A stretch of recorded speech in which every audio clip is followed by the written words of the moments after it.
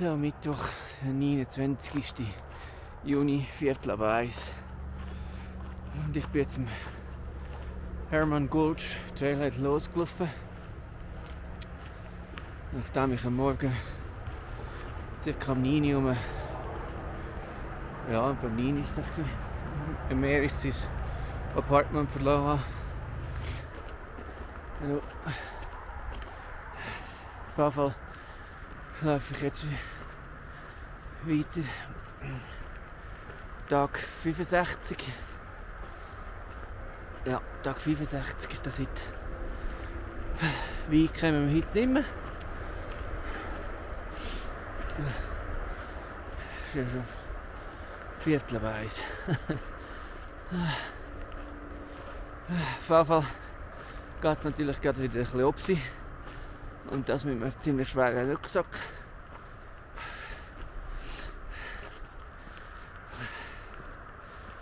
Es geht ca. 4 Tage bis nach Grand Lake.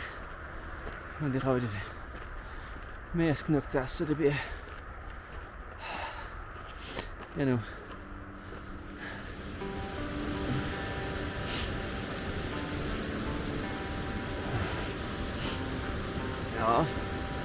Ja, so kommst du natürlich nicht weit. Jetzt habe ich wieder geredet mit einem Pärchen, das oben runtergekommen ist. Ich wieder 10 Minuten geredet.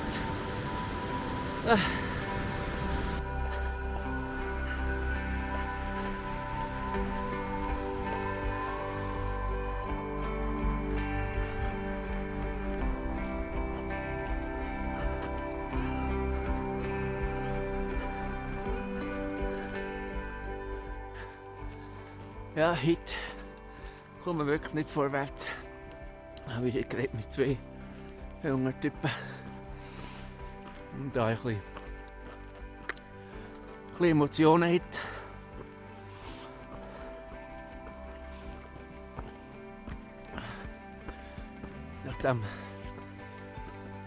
Nachdem ich da bei mir in einer Wohnung bleiben über Nacht und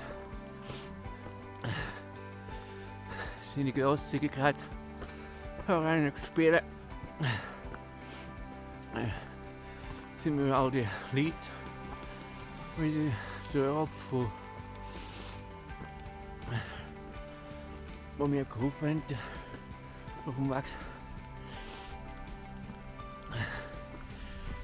Manchmal einfach so Kleinigkeiten, die aber viel ausgemacht haben.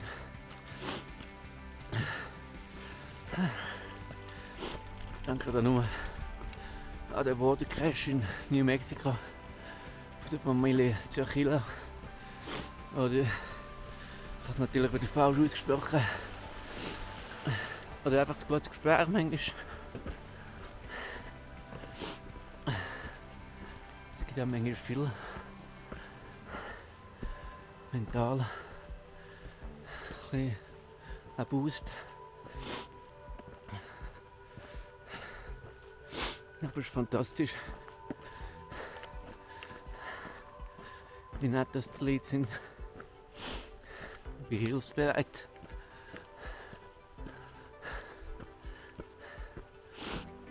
Ohne wäre es gar nicht möglich, 5 Monate unterwegs zu sein. Ich war ja schon gar nicht mehr da, ohne Hilfe.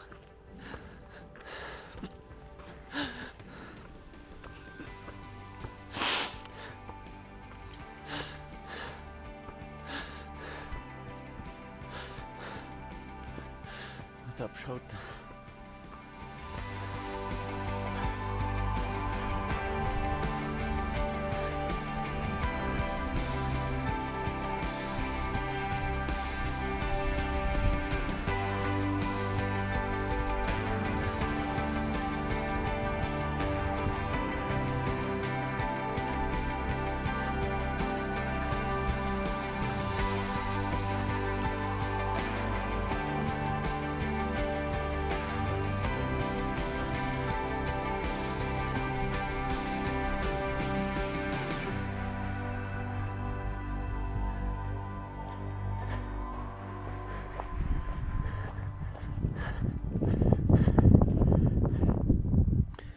ist jetzt 5 ab 4 und ich warte jetzt gerade ein bisschen.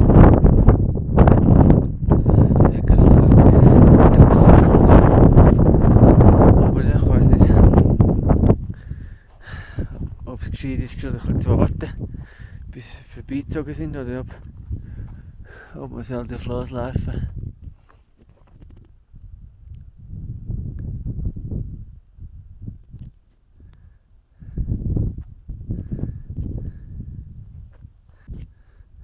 Wir sind etwa da über den Gipfel rein. Nachher geht es gerade entlang. Ich glaube, ich warte gerade eine halbe Stunde.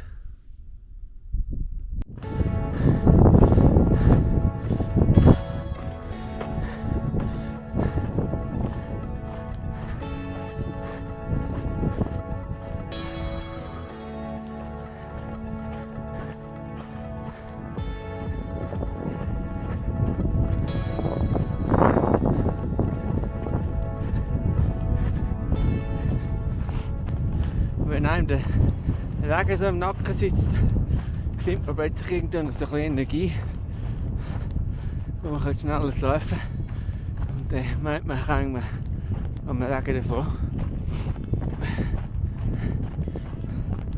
Ob es jetzt einmal anklappt, weiß ich noch nicht.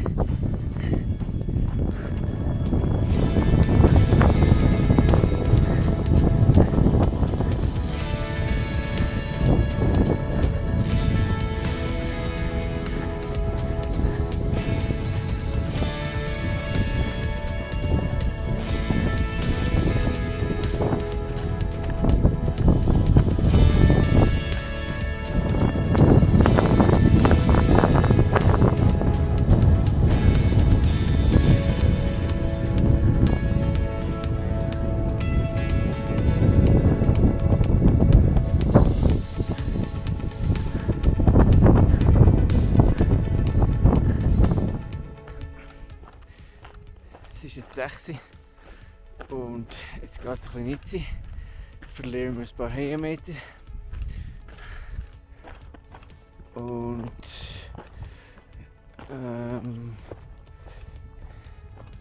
ja, ich möchte dann beim, wo dort was Wald hat, wir haben dort unter dem Vasquez Peak, müssen wir durch. Dort hat es irgendwo hat einer geschrieben, guter Zeltplatz in der Nähe vom Wasser. Und zuerst müssen wir jetzt da oben gerade ab. Special K läuft der Tunnel.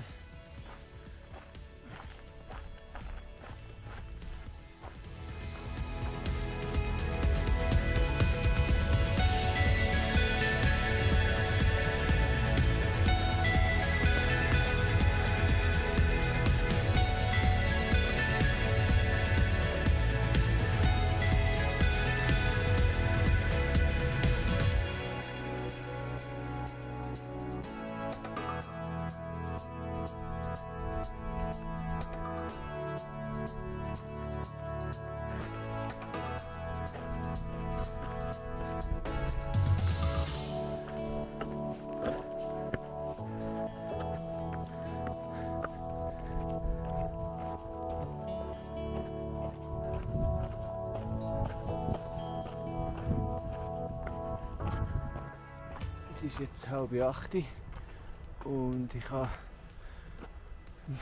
beim letzten Bach Wasser gefasst, 3 Liter. Und der hat beschrieben 0,2 Meilen weiter. Ich habe gesagt, Zeltplatz für 4. Und ich glaube, das sollte hier und sein. Ach, die oben, ja.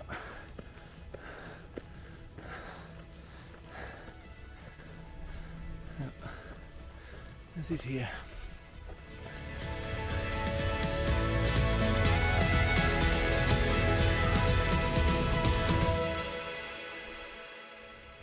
Es ist jetzt 10:08 und ich habe das Zelt aufgestellt und da ist Special K.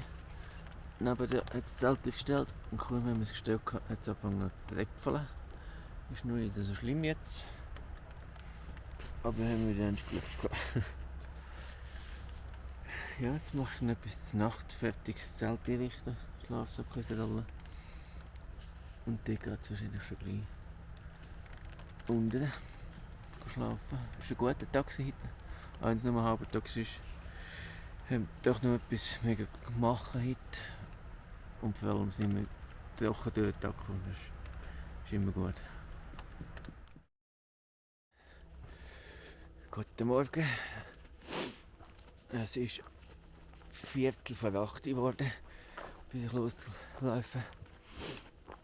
An diesem heutigen Tag, am letzten Tag vom Juni, der 30. Juni.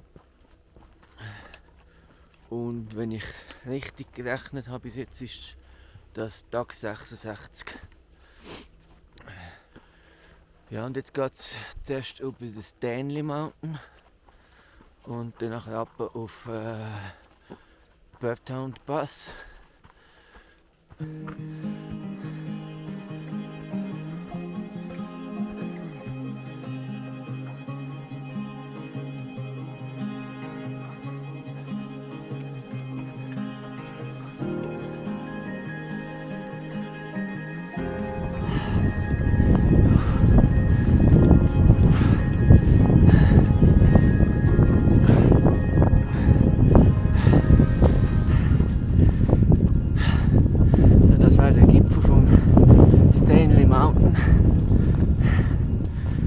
Schnell dort raus, machen einen Eintrag im Bekannte digitalen Gipfelbuch, machen jetzt mal ein Foto, aber noch gar nicht die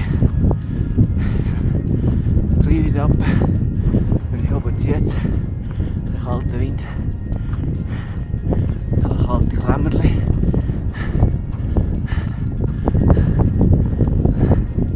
Ich kann schon fast die Hände anlegen.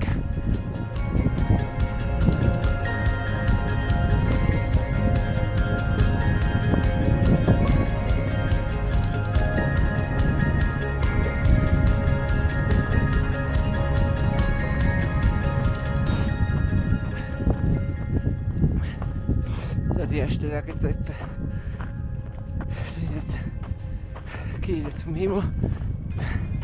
Hinter mir ist dunkle, schwarze Wolken.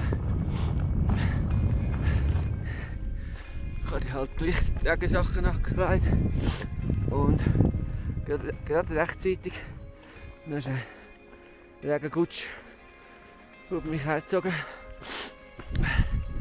Aber Gott sei Dank ist nicht konstanter Regenguss. Jetzt hat es wieder ein bisschen nachgegeben.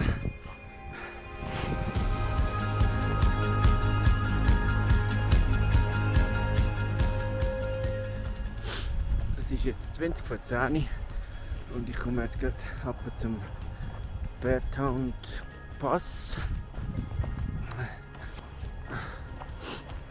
Und das ist der Pass in Nabuin. Aber dort ist es eine Schutzseite, ziemlich gross.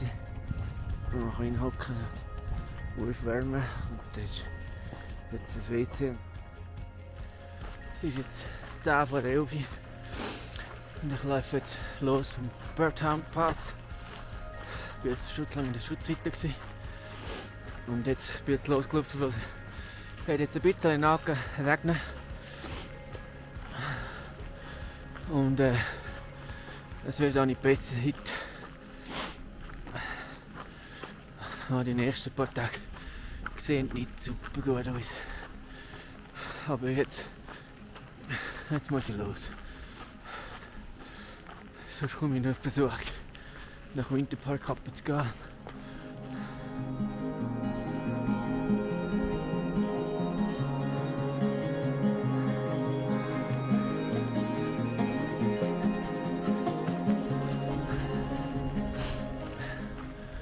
Wandern in der Regenwetter ist einfach scheiße.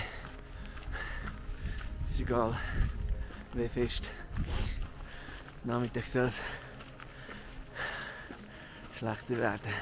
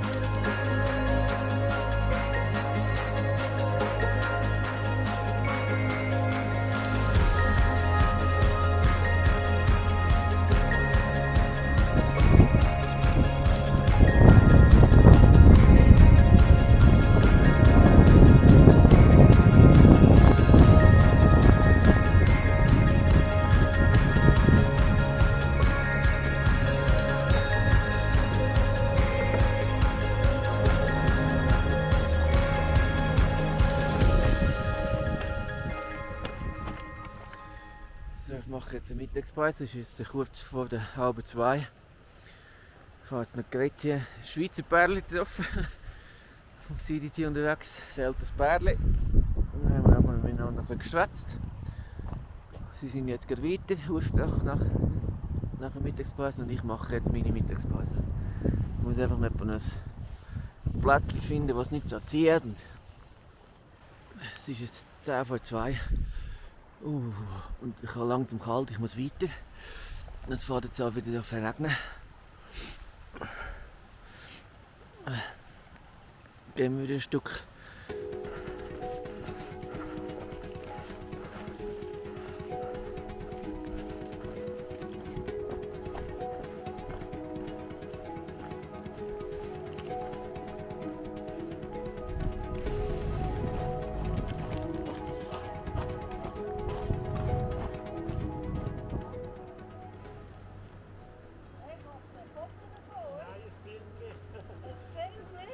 Ja, von der Schweizer.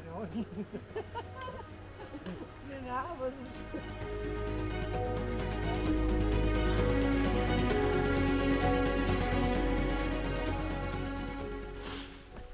Es ist jetzt 3:30 und das Wetter hat sich wieder ein bisschen beruhigt. Eine Zeit lang hat es doch noch ein bisschen stark geregnet. Auf jeden Fall sind aber die Schuhe nass und die Socken sind nass. Aber jetzt ist ein bisschen blauer Himmel herum. Die Sonne ist vorgekommen. Und ich versuche es jetzt hinten über den James Peak. Ich habe vorher unten noch wieder geredet mit dem Schweizer Pärchen. Mountain und Lion.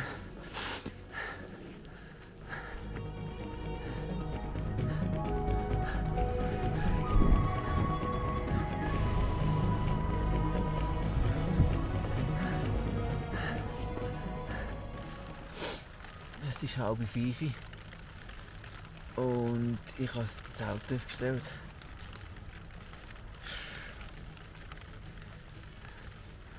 Es regnet, aber gleich kommt die Sonne. Aber am James Peak aber hat es nicht so gut ausgesehen. Darum habe ich jetzt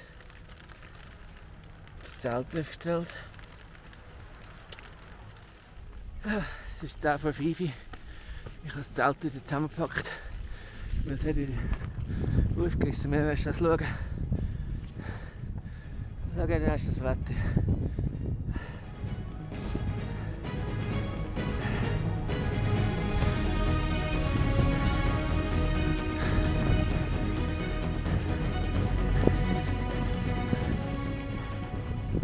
Gut, das heisst nicht, dass ich den schönes Wetter habe vom James Peak.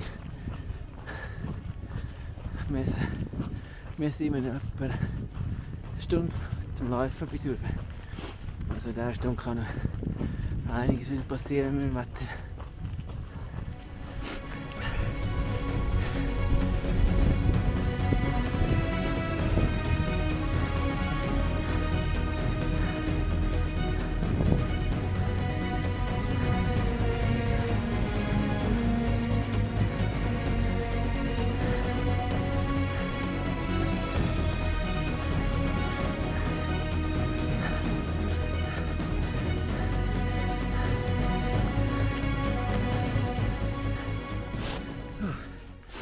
So, bis auf den James Peak. Natürlich jetzt keine Sonne mehr. Es ist wieder dunkel geworden, aber es regnet nicht. Das ist jetzt eine Gäch, ich kann ordentlich Gas geben.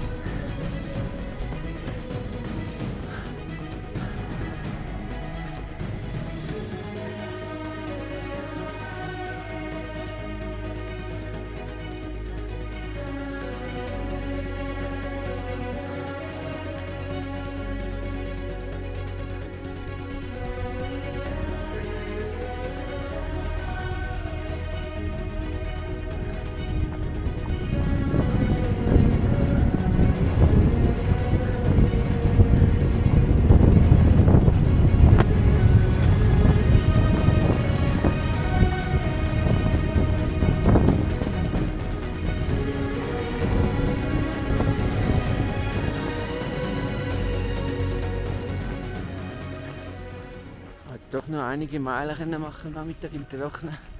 Am späten Nachmittag. Und jetzt von Abend hin kommt sogar noch die Sonne. Jetzt schon gesehen, ich nicht mehr weiter wäre. Weil was das Wetter morgen macht, weiss man ja nicht.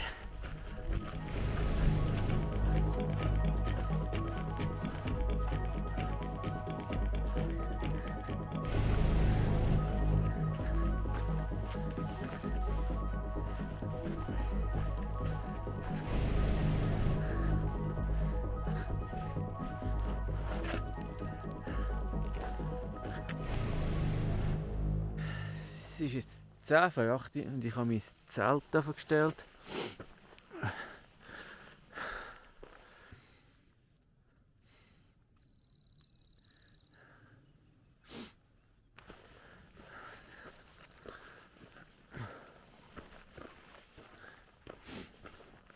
Hier steht mein Zelt.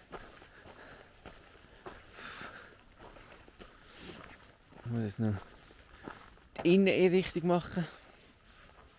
Und dann das Nachtessen. Und dann liegen. Es ist Freitag, der 1. Juli, 5 vor 7. Das war Tag 67. Ja. Ich habe zum Morgen gegessen. Some Sachen habe ich einfach zusammengepackt. Ich hoffe heute, dass es schön Wetter ist. Wir sind dann immer so hoch oben heute. Es geht jetzt noch gerade auf den Rollins Pass rauf, der nicht sehr hoch ist. Und den Rest des Tages geht es eigentlich ab. Zum Lake Gambit. Oder so irgendetwas.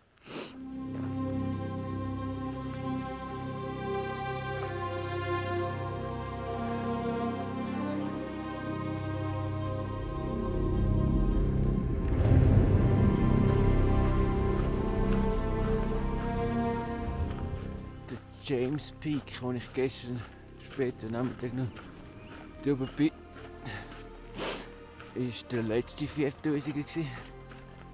Jetzt haben wir noch einen Berg, den Parkview Mountain, und der ist 3750.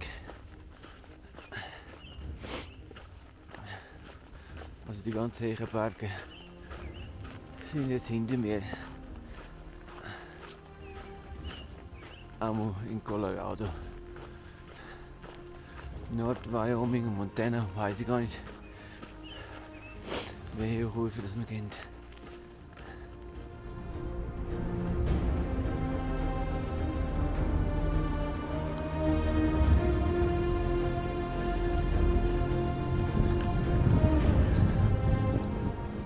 Es ist jetzt 10 vor 9 und ich bin im Rollins Pass oben nachher. Und habe all meine Sachen jetzt gerade gezündet da. Mache jetzt hier behaupte Pause, bis alles ein bisschen trocken ist. Also das Zelt aufgestellt und den Schlafsack angehängt. Die Luftmatratze. Alles ein bisschen trocknen. Es ist jetzt 10 Uhr geworden. Ich habe meine Sachen rechnen. Und jetzt ist gerade noch der Axel gekommen, aus Frankreich. Und ich habe noch gerade ein bisschen geredet. Aber jetzt geht es weiter.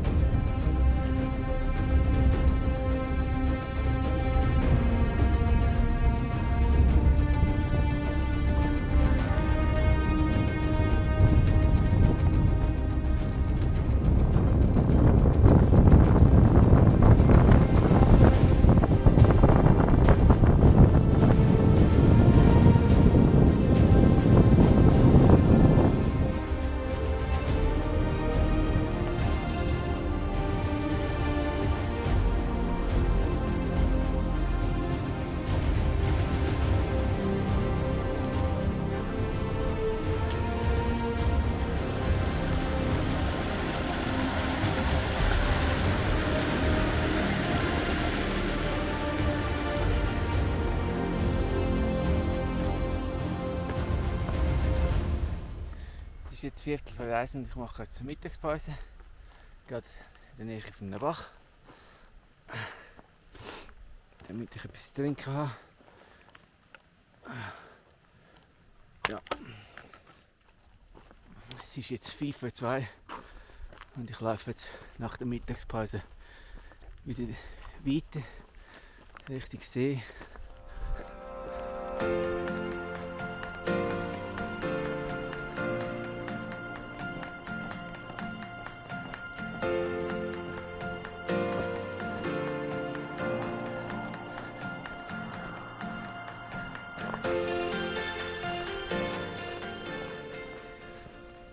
Es ist jetzt 20:05 und ich laufe jetzt oberhalb vom Monarch Lake durch. Man sieht ihn leider nicht so gut dort bei ihm. Vielleicht gibt es ein paar Angeliken.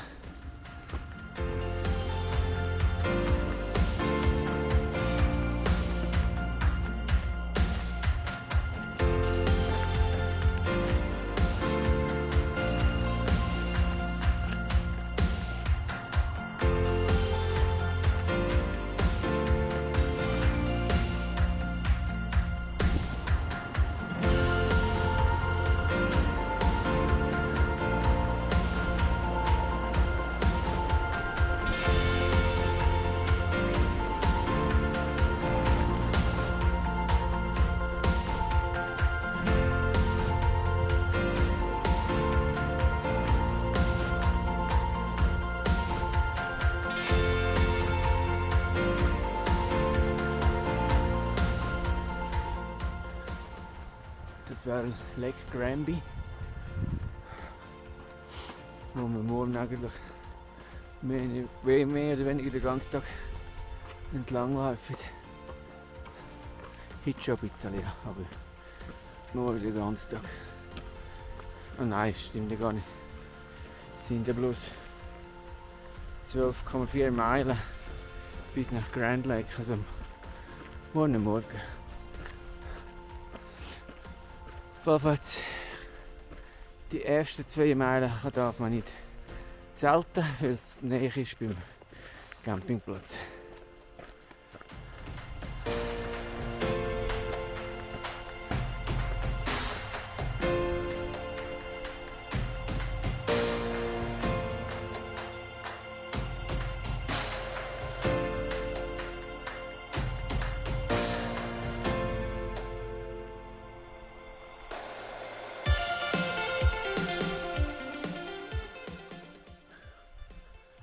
Es ist jetzt 5:08 und ich habe einen Zeltplatz gefunden. Das war gar nicht so einfach. Es ist noch recht steil jetzt hier am See entlang gegangen. Und so weit wollte ich auch nicht mehr gehen.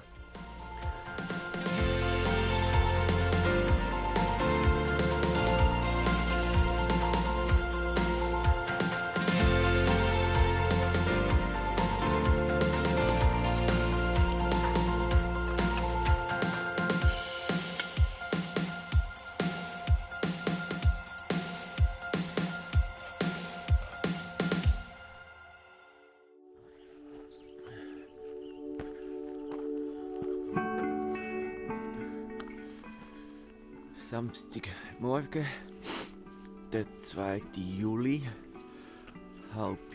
6:30.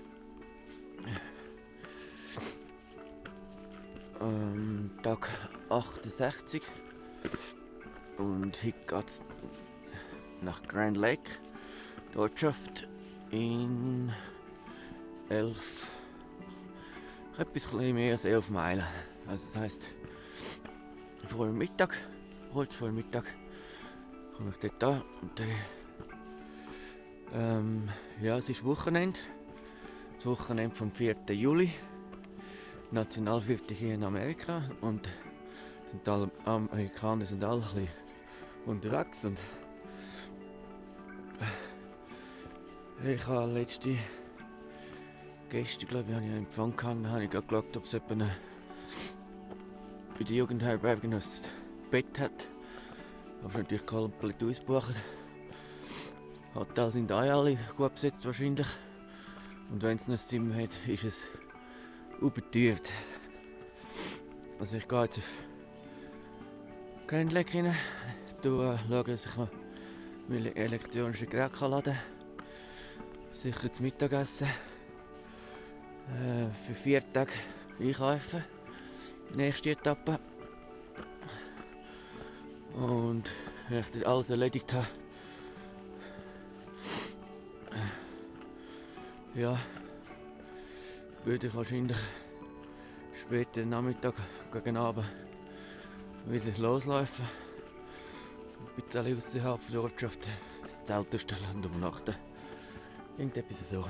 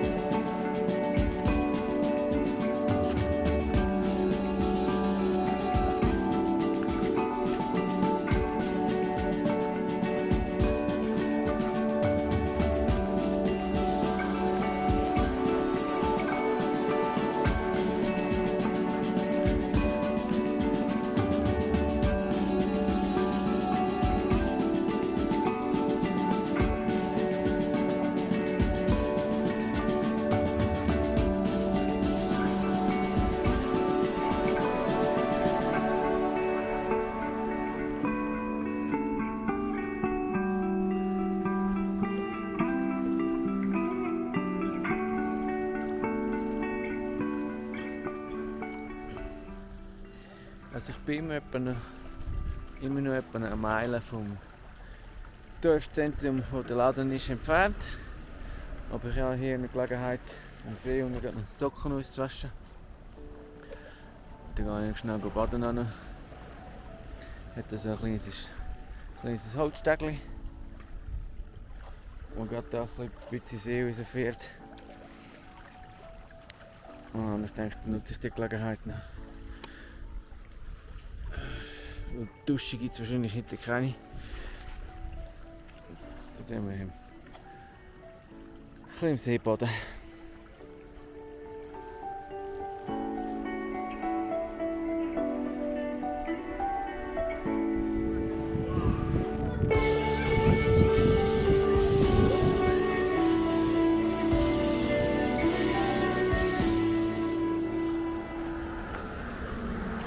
Es ist jetzt 10:03 Uhr. Ich war jetzt ziemlich lange anfangs Dorf beim Laden.